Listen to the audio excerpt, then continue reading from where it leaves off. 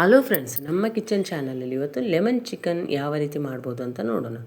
ಇಲ್ಲಿ ಒಂದು 4 ಟೇಬಲ್ ಸ್ಪೂನಷ್ಟು ಕಾರ್ನ್ಫ್ಲೋರನ್ನು ಹಾಕ್ಕೊಂಡಿದ್ದೇನೆ. ಅದಕ್ಕೆ 2 ಟೇಬಲ್ ಸ್ಪೂನಷ್ಟು ಮೈದಾ ಹಿಟ್ಟನ್ನು ಸೇರಿಸ್ಕೊಂಡಿದ್ದೇನೆ ಫ್ರೆಂಡ್ಸ್. ಈಗ ಇದಕ್ಕೆ ಚಿಟಿಕೆ ಅರಿಶಿನವನ್ನು ಕೂಡ ಸೇರಿಸ್ಕೋಬೇಕು. ಫ್ರೆಂಡ್ಸ್, ಯಾರಾದರೂ ನಮ್ಮ ಕಿಚನ್ ಚಾನಲನ್ನು ಹೊಸದಾಗಿ ನೋಡಿದರೆ ಈ ಚಾನಲನ್ನು ಸಬ್ಸ್ಕ್ರೈಬ್ ಮಾಡ್ಕೊಳ್ಳಿ. ಬೆಲ್ಲೈಕನ್ ಆಲ್ ಸೆಟ್ ಮಾಡಿದರೆ ನಾನು ಮಾಡೋ ವಿಡಿಯೋ ನಿಮಗೆ ನೋಟಿಫಿಕೇಷನಲ್ಲಿ ಬಂದುಬಿಡುತ್ತೆ. ಅರಿಶಿನವನ್ನು ಹಾಕ್ಕೊಂಡ್ಮೇಲೆ ರುಚಿಗೆ ಬೇಕಾದಷ್ಟು ಉಪ್ಪು ಮತ್ತು ಲೆಮನ್ ಚಿಕನ್ ಆಗಿರೋದರಿಂದ ಇದಕ್ಕೆ 1 ಲಿಂಬೆಹಣ್ಣನ್ನು ಪೂರ ಹಾಕ್ಕೊತಿದ್ದೇನೆ ಫ್ರೆಂಡ್ಸ್, ನಿಮಗೇನಾದರೂ ನಮ್ಮ ಕಿಚನ್ ಚಾನಲಲ್ಲಿ ಬರೋ ವಿಡಿಯೋ ಇಷ್ಟ ಆದರೆ ಆದಷ್ಟು ಲೈಕ್ ಮಾಡಿ, ಶೇರ್ ಮಾಡಿ, ನಮ್ಮ ಚಾನಲನ್ನು ನೀವು ಸಪೋರ್ಟ್ ಮಾಡಿ ಫ್ರೆಂಡ್ಸ್.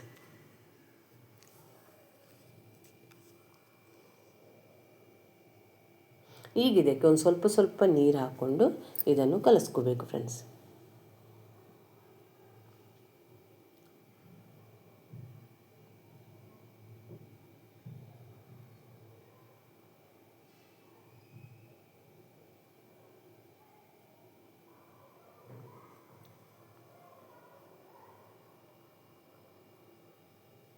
ಇದೊಂದು ಸ್ವಲ್ಪ ನೀರು ಹಾಕಿರೋದು ಜಾಸ್ತಿ ಆಗಿದೆ ಫ್ರೆಂಡ್ಸ್. ಇಷ್ಟು ನೀರು ಆಗಬಾರ್ದು. ಅದಕ್ಕೆ ಒಂದು ಸ್ವಲ್ಪ ಕಾರ್ನ್ಫ್ಲೋರು, 2 ಚಮಚ ಕಾರ್ನ್ಫ್ಲೋರ್ ಹಾಕ್ಕೊತೇನೆ. ಇಷ್ಟು ನೀರಾದರೆ ನಾವು ಚಿಕನನ್ನು ಫ್ರೈ ಮಾಡೋದಕ್ಕೆ ಆಗೋದಿಲ್ಲ. ಅದಕ್ಕೆ ಒಂದು ಸ್ವಲ್ಪ ಹಿಟ್ಟು ಗಟ್ಟಿಯಾಗಿರಬೇಕು. ಅದಕ್ಕೆ 1 ಚಮಚ ಹಿಟ್ಟು ಹಾಕ್ಕೊಂಡು ಅದಕ್ಕೆ ಕಲಿಸ್ಕೊಂಡಿದ್ದೀನಿ. ಇಷ್ಟು ರೆಡಿ ಆಗಬೇಕು ಫ್ರೆಂಡ್ಸ್. ಈಗ ಇದಕ್ಕೆ ಚೆನ್ನಾಗಿ ವಾಶ್ ಮಾಡಿರುವಂಥ ಚಿಕನನ್ನು ಹಾಕ್ಕೊತೇನೆ. ಚಿಕನನ್ನು ಹಾಕ್ಕೊಂಡ್ಮೇಲೆ ಒಂದು ಸಲ ಚೆನ್ನಾಗಿ ಮಿಕ್ಸ್ ಮಾಡ್ಕೋಬೇಕು. ಮಿಕ್ಸ್ ಮಾಡಿ ಒಂದು 10 ನಿಮಿಷ ಇಟ್ಟರೆ ಸಾಕು. ಭಾಳ ಹೊತ್ತೇನು ಇಡೋದು ಬೇಡ ಫ್ರೆಂಡ್ಸ್. ಇದು ಊಟಕ್ಕೆ ಸೈಡ್ ಡಿಶ್ ಆಗಿರ್ಬೋದು, ಬ್ಯಾಚುಲರ್ಸ್ಗೆ ಪಾರ್ಟಿ ಮಾಡಬೇಕಂದ್ರೆ ಇದು ತುಂಬ ರುಚಿಯಾಗಿರುವಂಥ ರೆಸಿಪಿ ಫ್ರೆಂಡ್ಸ್. ನೀವು ಈ ಮೆಥಡಲ್ಲಿ ಒಂದು ಸಲ ಲೆಮನ್ ಚಿಕನ್ ಮಾಡಿ ಯಾವ ರೀತಿ ಬಂತು ಅಂತ ನನಗೆ ಕಾಮೆಂಟ್ ಸೆಕ್ಷನಲ್ಲಿ ತಿಳಿಸಿ. ಈಗ ನಾನು 10 ನಿಮಿಷ ಆದಮೇಲೆ ಎಣ್ಣೆನ ಆವಾಗಲೇ ಕಾಯೋದಕ್ಕೆ ಇಟ್ಟಿದ್ದೇನೆ ಫ್ರೆಂಡ್ಸ್. ಎಣ್ಣೆ ಚೆನ್ನಾಗಿ ಕಾದಿದೆ. ಈಗ ಇದಕ್ಕೆ ನಾನು ಚಿಕನನ್ನು ಹಾಕ್ಕೊತಿದ್ದೇನೆ. ನೀವು ನೋಡ್ತಿರ್ಬೋದು ವಿಡಿಯೋದಲ್ಲಿ ಎಣ್ಣೆಯಲ್ಲಿ ಎಲ್ಲೂ ಇಟ್ಟು ಬಿಟ್ಕೊತಿಲ್ಲ ಫ್ರೆಂಡ್ಸ್. ಯಾಕಂದ್ರೆ ನಾವು ಕಾರ್ನ್ಫ್ಲೋರ್ ಹಾಕಿರೋದರಿಂದ ಮತ್ತು ಇದಕ್ಕೆ ಲಿಂಬೆಹಣ್ಣು ಹಾಕಿರೋದರಿಂದ ಚಿಕನ್ ತುಂಬ ಜ್ಯೂಸಿಯಾಗಿರುತ್ತೆ ಫ್ರೆಂಡ್ಸ್. ಇದೇ ಮೆಥಡಲ್ಲಿ ನಾನು ಒಂದು ಅರ್ಧ kg ಚಿಕನನ್ನು ಎಣ್ಣೆಯಲ್ಲಿ ಡೀಪ್ ಫ್ರೈ ಮಾಡ್ಕೊತೇನೆ. ಡೀಪ್ ಫ್ರೈ ಮಾಡಿ ಆದಮೇಲೂ ಕೂಡ ತಿನ್ಬೋದು. ತುಂಬ ರುಚಿಯಾಗಿರುತ್ತೆ ಫ್ರೆಂಡ್ಸ್. ಆದರೆ ಒಂದು ಸ್ವಲ್ಪ ಸ್ಪೈಸಿ ಇರೋದಿಲ್ಲ.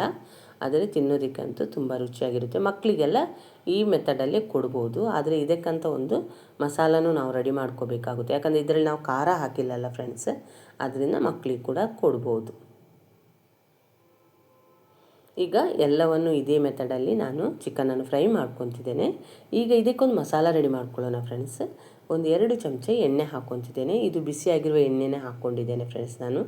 ಇದರಲ್ಲಿ ಕಟ್ ಮಾಡಿರುವಂಥ ಒಂದು ಅರ್ಧ ಇಂಚು ಶುಂಠಿ, ಕಟ್ ಮಾಡಿರೋ ಬೆಳ್ಳುಳ್ಳಿ ಮತ್ತು 2 ಹಸಿಮೆಣಸಿನ್ಕಾಯಿನ ಕಟ್ ಮಾಡಿ ಹಾಕ್ಕೊಂಡಿದ್ದೇನೆ ಫ್ರೆಂಡ್ಸ್. ನಾನು ಬೆಳ್ಳುಳ್ಳಿ ಶುಂಠಿ ಪೇಸ್ಟ್ ಹಾಕ್ಕೊಂಡಿಲ್ಲ, ಕಟ್ ಮಾಡಿ ಹಾಕ್ಕೊಂಡಿದ್ದೇನೆ.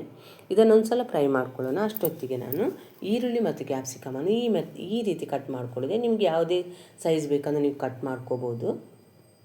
ಈ ರೀತಿ ಕ್ಯಾಪ್ಸಿಕಮ್ ಹಾಕೋದರಿಂದ ಅದರ ಫ್ಲೇವರ್ ಚಿಕನ್ ತುಂಬ ಚೆನ್ನಾಗಿ ಹೀರ್ಕೊಳ್ಳುತ್ತೆ ಫ್ರೆಂಡ್ಸ್. ಅದಕ್ಕೋಸ್ಕರ ನಾನು ಈ ಕ್ಯಾಪ್ಸಿಕಮನ್ನು ಹಾಕ್ಕೊಂಡಿದ್ದೇನೆ. ಇದಕ್ಕೆ ಎಷ್ಟು ಬೇಕೋ ನೋಡಿಕೊಂಡು ಉಪ್ಪನ್ನು ಹಾಕ್ಕೋಬೇಕು ಫ್ರೆಂಡ್ಸ್.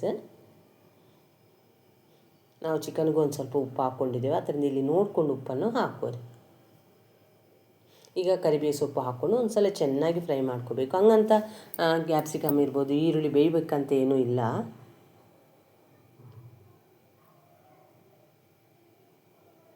ಈಗ ಇದಕ್ಕೆ ಒಂದು 2 ಸ್ಪೂನ್ ಅಥವಾ 3 ಸ್ಪೂನಷ್ಟು ಮೊಸರು ಹಾಕ್ಕೊತೇನೆ. ಗಟ್ಟಿ ಮೊಸರು ಹಾಕ್ಕೊತೇನೆ ಫ್ರೆಂಡ್ಸ್.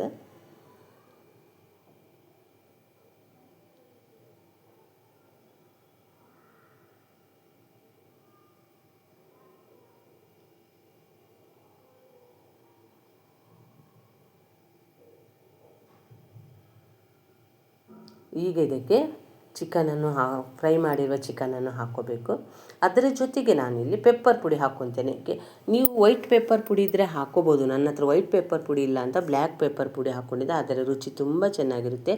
ನಿಮ್ಗೆ ಎಷ್ಟು ಸ್ಪೈಸಿ ಬೇಕೋ ನೀವು ಹಾಕ್ಕೋಬೋದು. ಯಾಕಂದರೆ ನಾವು ಎಲ್ಲೂ ಸ್ಪೈಸಿಗೆ ಬೇಕಂತ ಏನು ಬೇರೆ ಏನು ಸೇರಿಸ್ಕೊಂಡಿಲ್ಲ. 2 ಹಸಿಮೆಣ್ಸಿನ್ಕಾಯಿ ಬಿಟ್ಟು ನೀವು ಇಲ್ಲಿ ಬೇಕಂದರೆ ಇನ್ನೂ ಒಂದು ಸ್ವಲ್ಪ ಸ್ಪೈಸಿ ಬೇಕಂದರೆ ಪೆಪ್ಪರ್ ಪುಡಿನ ಸೇರಿಸ್ಕೋಬೋದು ಫ್ರೆಂಡ್ಸ್. ಈಗ ನಾವು ಫ್ರೈ ಮಾಡಿರುವ ಚಿಕನನ್ನು ಹಾಕ್ಕೋಬೇಕು. ಎಷ್ಟು ರುಚಿಯಾಗಿರುತ್ತೆ ಅಂತ ನೀವು ಒಂದು ಸಲ ಟ್ರೈ ಮಾಡಿ ಫ್ರೆಂಡ್ಸ್. ಹೇಗೆ ಬಂತು ಅಂತ ನನಗೆ ಕಾಮೆಂಟ್ ಸೆಕ್ಷನಲ್ಲಿ ತಿಳಿಸಿ. ಮತ್ತು ಬೇಗನೆ ಮಾಡ್ಕೋಬೋದು ಮತ್ತು ಸೈಡ್ ಡಿಶ್ ಆಗಿ ತುಂಬ ಚೆನ್ನಾಗಿರುತ್ತೆ. ಈ ವಿಡಿಯೋ ಇಷ್ಟ ಆದರೆ ಲೈಕ್ ಮಾಡಿ ಫ್ರೆಂಡ್ಸ್. ಈ ವಿಡಿಯೋನ ನೀವು ನೋಡಿದ್ದಕ್ಕೆ ತುಂಬ ಧನ್ಯವಾದಗಳು ಫ್ರೆಂಡ್ಸ್. ಭಾಳ ಹೊತ್ತೇನು ಫ್ರೈ ಮಾಡೋದು ಬೇಡ, ಒಂದು 2 ರಿಂದ 3 ನಿಮಿಷ ಫ್ರೈ ಮಾಡಿದರೆ ಸಾಕು ಫ್ರೆಂಡ್ಸ್.